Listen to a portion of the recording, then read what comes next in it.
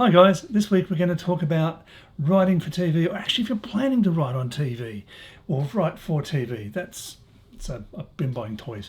Writing for TV and how to think about what the audience might want and what your buyers might want. Let's get started.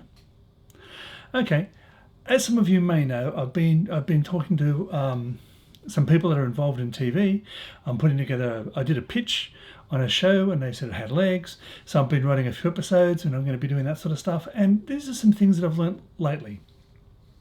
I saw a presentation from the BBC and they were talking about the shows. And then someone did some analysis on the shows. And if you look at what's being cancelled compared to what's staying, and not so much about what's getting made, but what's staying as well. That's sort of a good comparison. So this is what I've learned from this BBC thing. What was being cancelled was things like Mock the Week, which is a weekly television show in the BBC where they make fun of the news of the week. And things like, let's just stick with Mock the Week for now.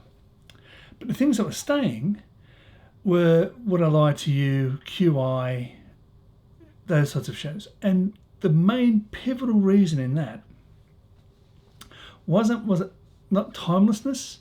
The story isn't a timeless story like it's an old story that has been coming through the ages about people's torment or those sorts of things. Those can be made at any time.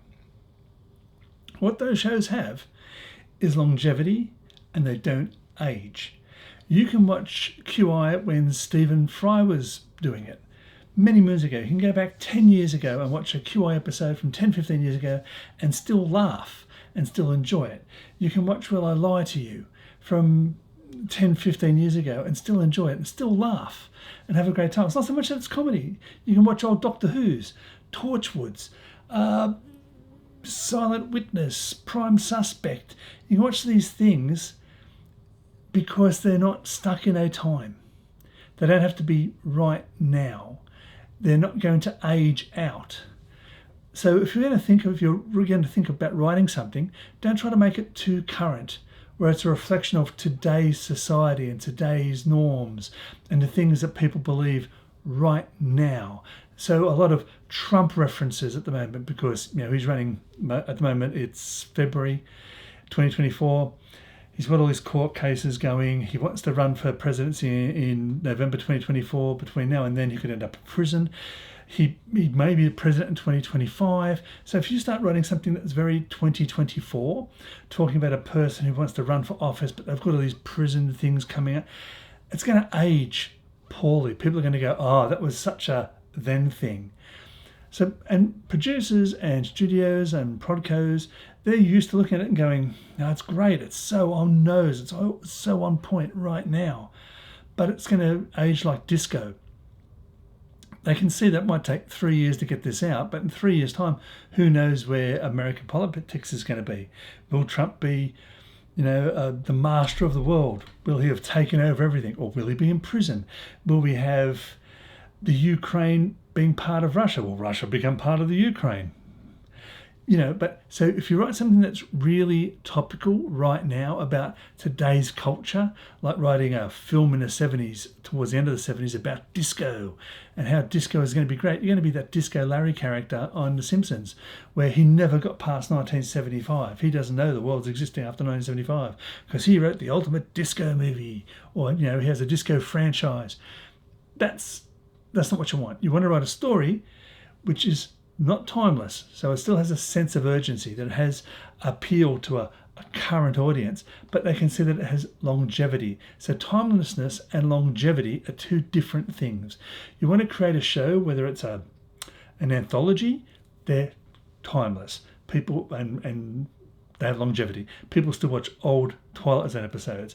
The ones they're doing now with Jordan Peele as Rod Serling, they're going to be timeless because they're good stories. But they have the modern ones from Jordan Peele have today's sensibilities about them. People have the current morals of today's society, and they're looking at some of the issues of a modern world, not the 2024 world, but modern world, about communication and separation and how people are doing things for their own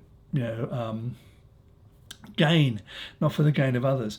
but that's backfiring on them, and now that it's all bad. So you've got all these stories that are coming through. So that makes that modern, but with longevity. Don't make something for today. Write something for today. Write something for a modern world. Write something that's going to have a broad appeal. Don't narrow your audience too much. Though this is a balancing act, I always say, you're better off being 100% to a small group of people than second choice to everyone, because no one gets to their second choice. They buy all the first choice screenplays and second place never gets taken. But if you're 100% for your group, you're going to be purchased. So now we're talking genre for that. So find a genre, be 100% in it, but make it a timeless genre. Make it longevity for that genre. So people that work in that genre go, I can make that now and I'll be able to sell that, and when I get the rights back in 15 years, I'll still be able to leverage it. Or it's got longevity in it because it might be a bit of a franchise. It might be a universe we can tell more stories in. That's the idea. Think now for longevity. Don't make a clone of something that's already around. Come up with something new. We always have to do that. But think of longevity. Don't make it 100%. Someone doesn't have to have 100% understanding of today's culture for it to work. It still should be current in 5 years' time, current in 10 years' time, current in 15 years' time.